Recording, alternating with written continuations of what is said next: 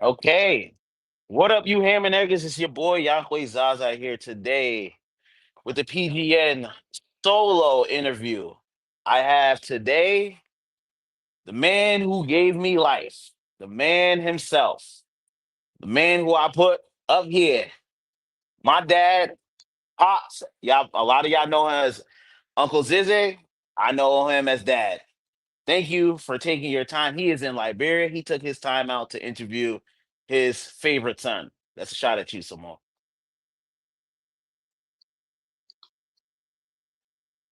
Thank you, kind sir, for joining us. How are you feeling today? I'm all right, sir. Thank you, Chief. Mm-hmm. Um, well, how's it over there in Liberia? Like, I just want to know. Like, is it hot? Is it warm time? This is rainy season time, Mm-hmm. which starts around May through August. Okay. So right now it's rainy season. Uh, it's not too hot Okay. and it's not too cold. Yeah. That okay. Today it is not raining.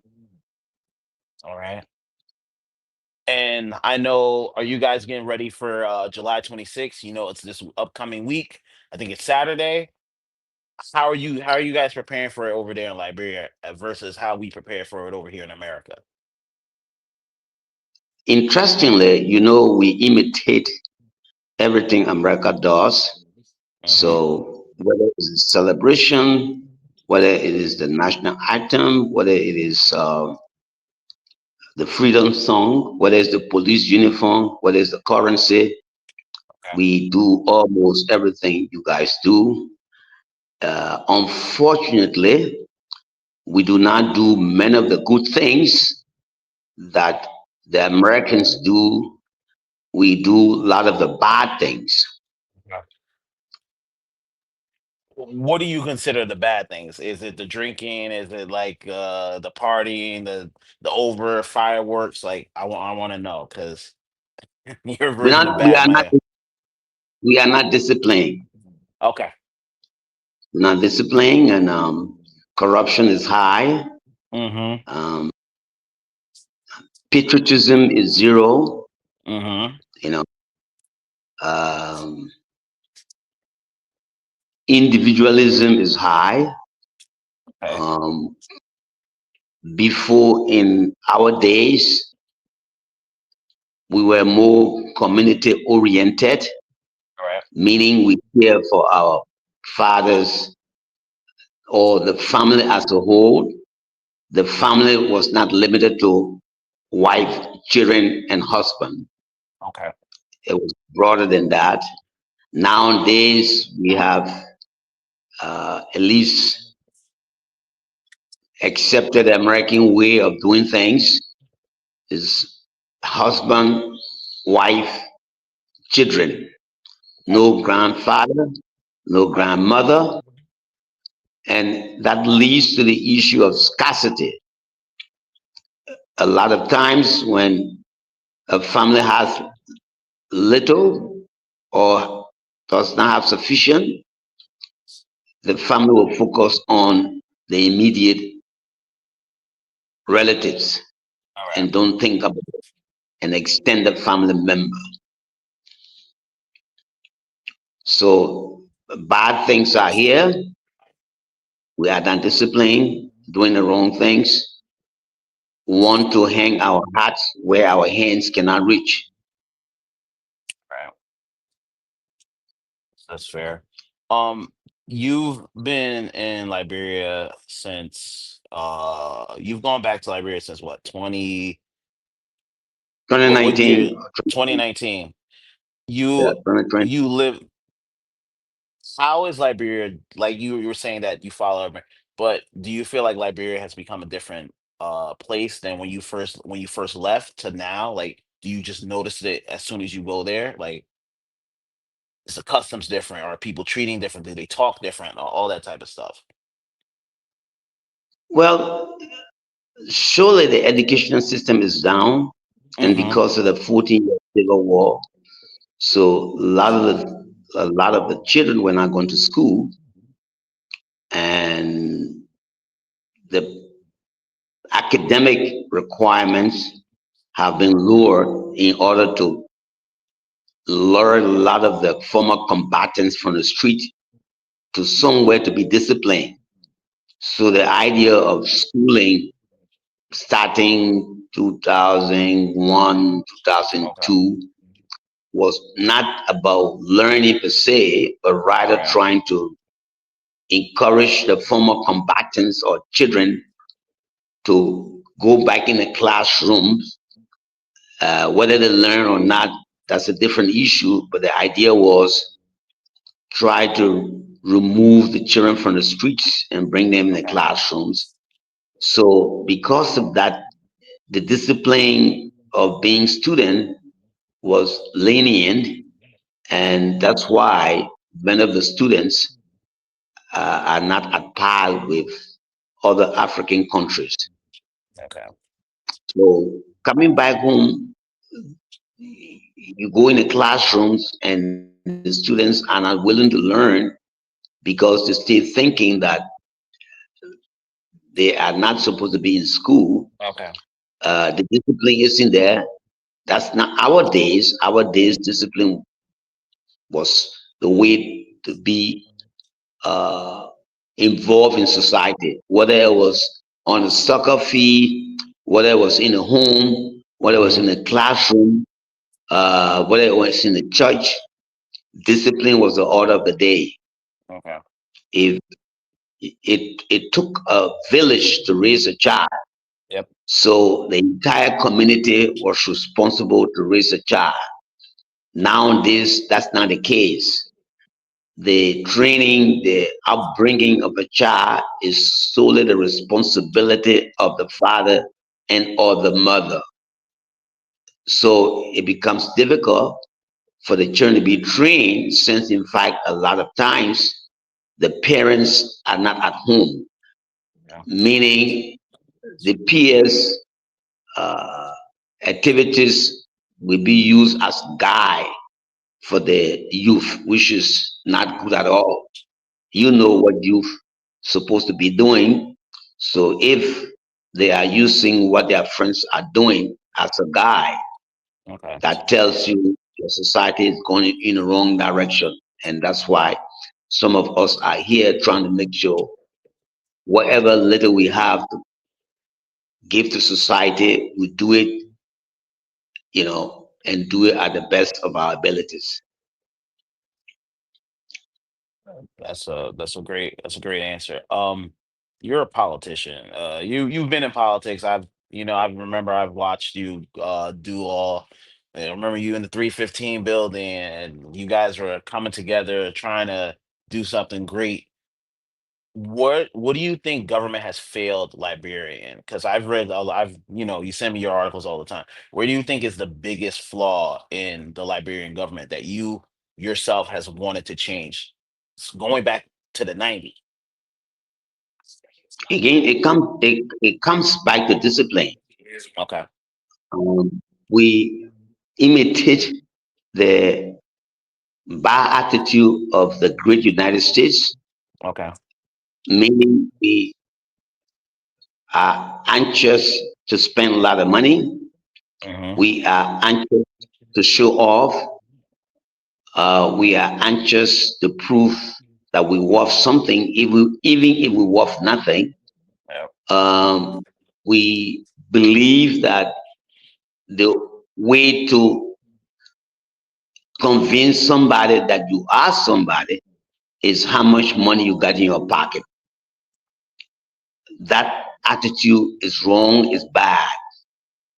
And that's one of the reasons why the government is always in deficit because they overestimate the revenue, and of course they undertake projects that they can't find money to finance, and therefore they end up borrowing money from creditors who are willing to at least bankrupt the country in order to lend more money. So that's the problem that we have. And on top of that, many of the leaders believe that following the footsteps of Wall Street is Okay. the best way to go, which is wrong because Wall Street focuses on profits, whereas Yep. government should be focusing on social benefits. Meaning, if you have the natural resources, you should manage it in a way that not only the shareholders should benefit, but some of the benefits should trickle down to the communities, to the workers, to the government, to the youth, the disabled citizens. But you know, the profit world, corporations don't care about communities, don't care about employees. The whole attitude is to make profits.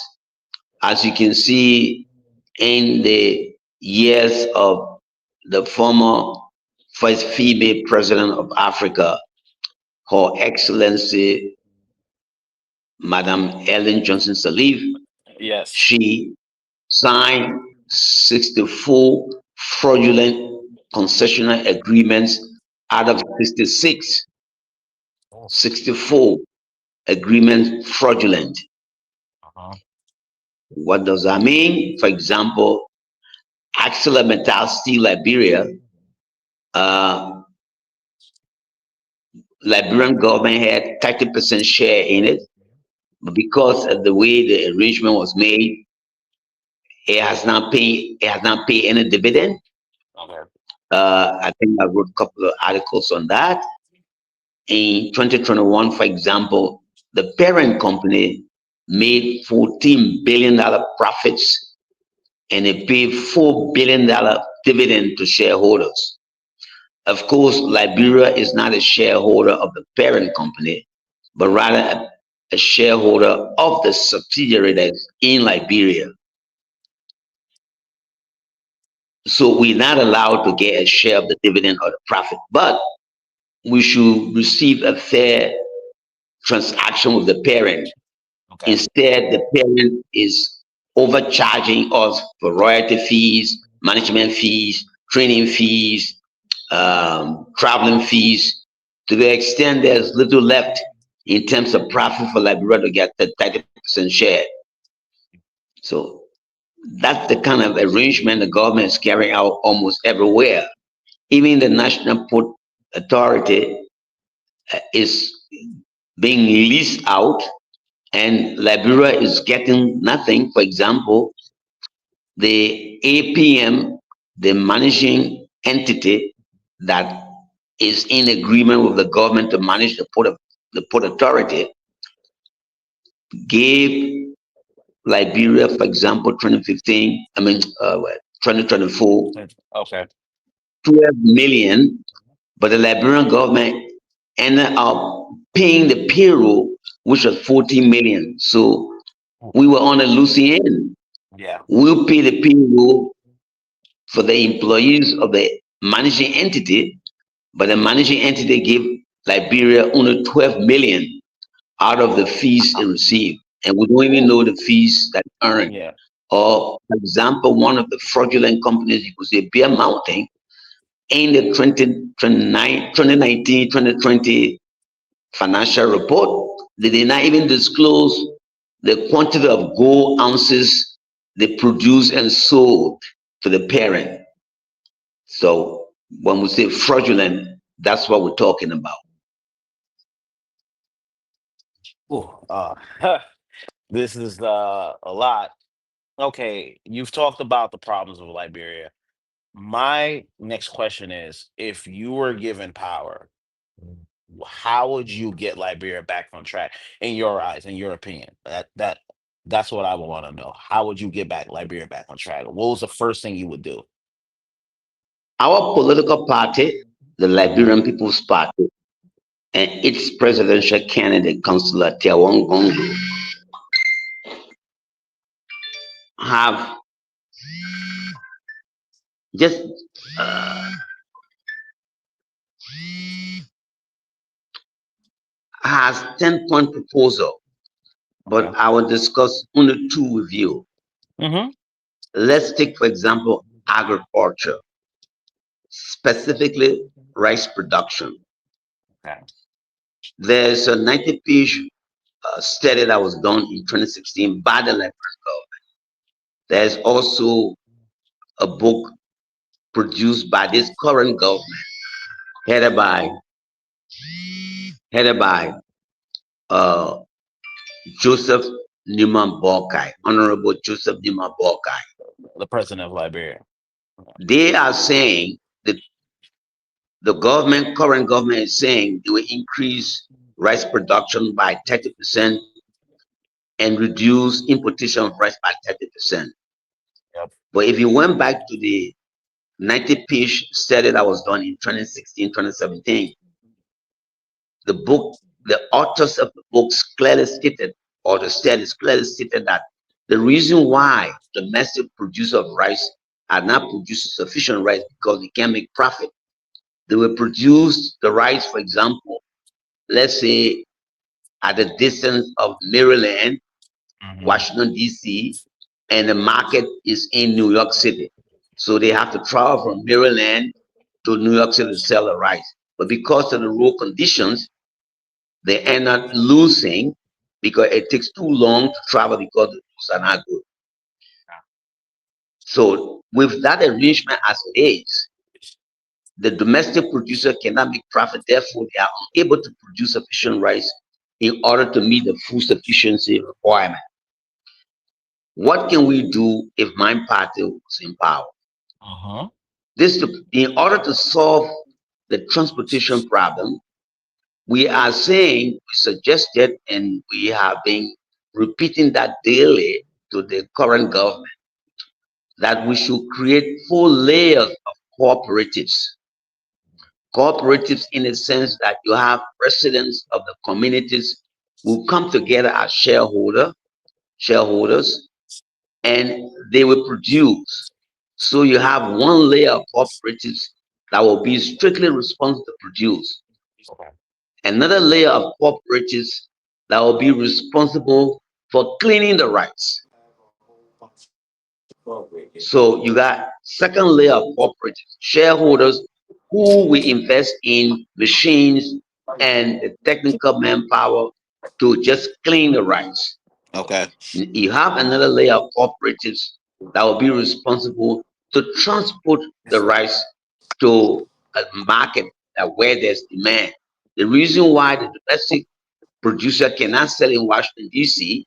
is because you don't have sufficient people who are employed making money and are willing to buy the rice. And therefore, if you produce the rice in Maryland, you have to come to New York to sell it.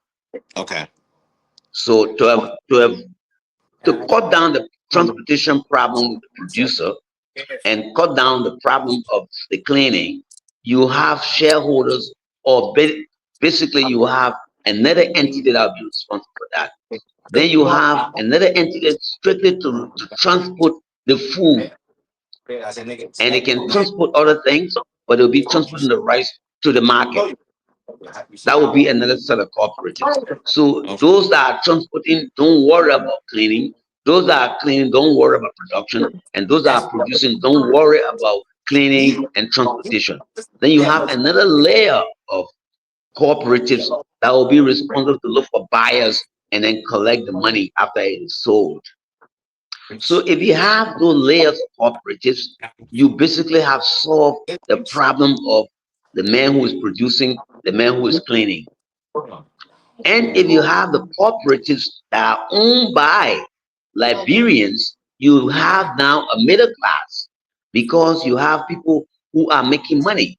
You do not have one corporation that the shareholders are in London, in China, in Canada, Montreal, who Uh-huh. don't care about the community or the pollution that, of course, we have to come by if we're going to do some work into the rivers.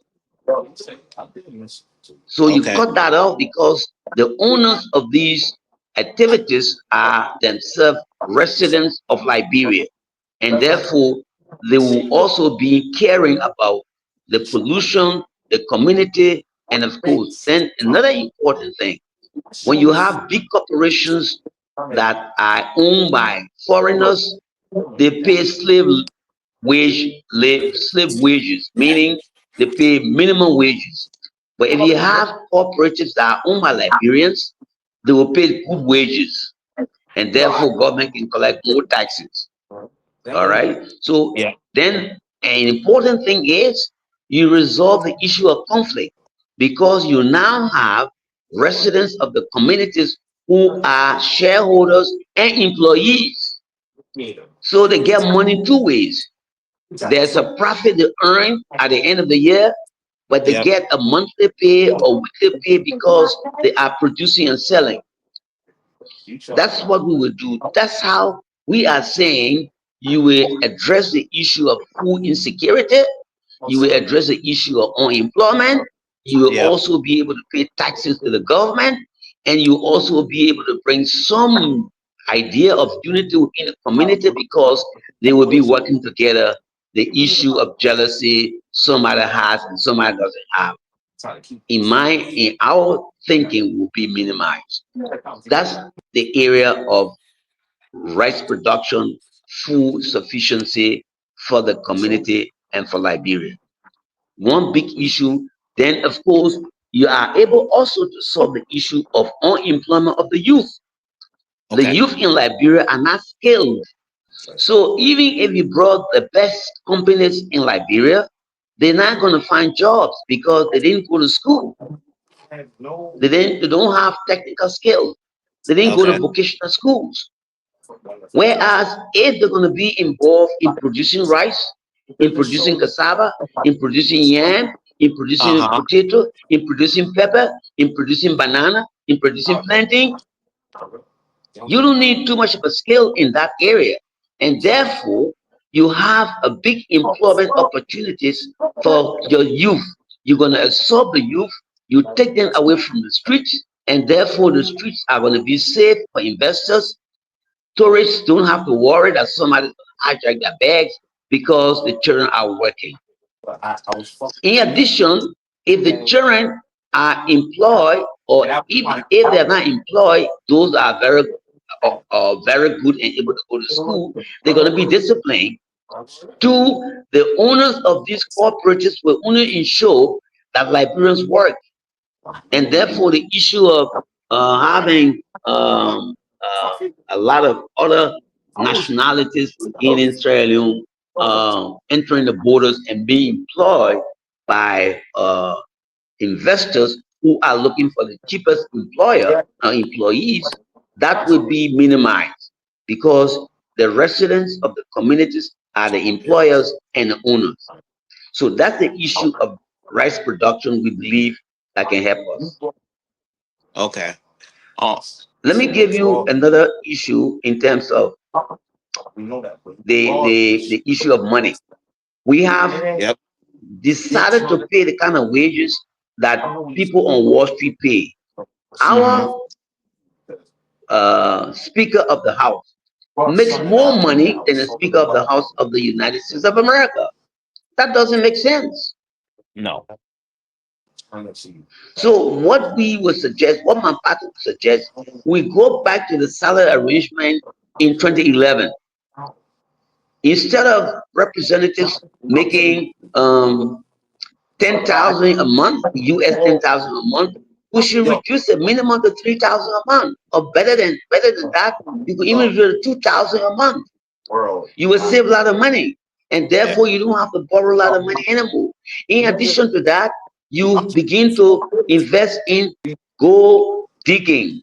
The government should now begin to work with the rural residents to dig gold and sell gold.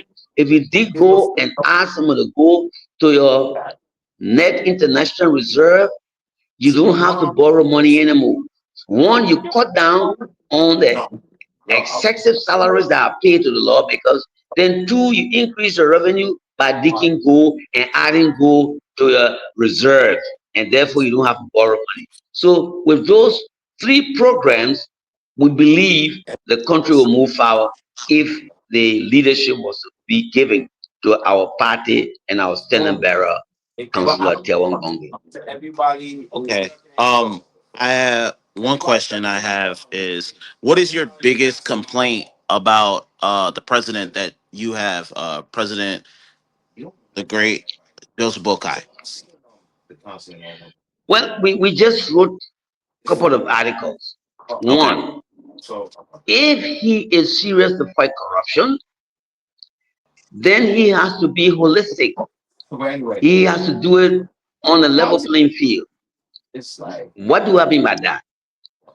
The the audit commission that's on the audit government agency produced a report in 2024. That report listed many allegations. We are saying, and most of the allegations occurred or are affecting or government officials that were employed during Madam Salif period when Joseph Boca, the current president, was vice president. Yep. He should go there, and the reason one decides being fair or calling for fairness, if he does not do it now, there's statute of limitation will kick in, and therefore he cannot investigate because of statute of limitation. Give you an example. In our report, in the audit report, the auditor or the audit report stated that Norway gave Liberia $6 million in 2015, but the money disappeared. How come that is not audited? Uh-huh. Then in 2015, the government of Liberia allocated $181 million for agriculture investors to produce agriculture products, whether food or rubber or cocoa or coffee. Yep. Those investors are not accounting or are not paying back and they are delinquent. How come Joseph Boyka, the honorable, is not at least investigating those reports?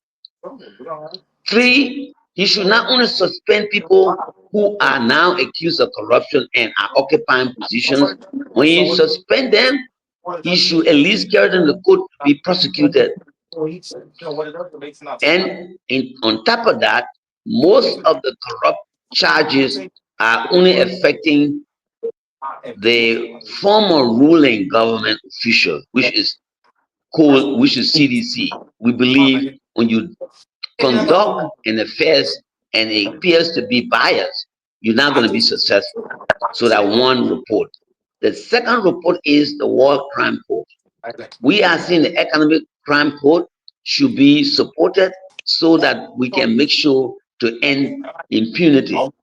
People commit crimes and they go without punishment.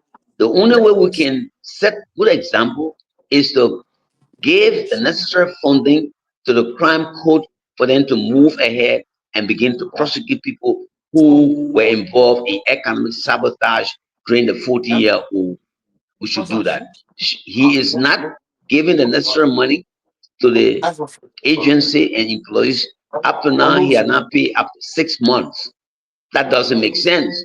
But mind you, he allocated money for the government to pay lobbyists in Washington, D.C., only to come for Donald Trump to ask him whether he can speak English.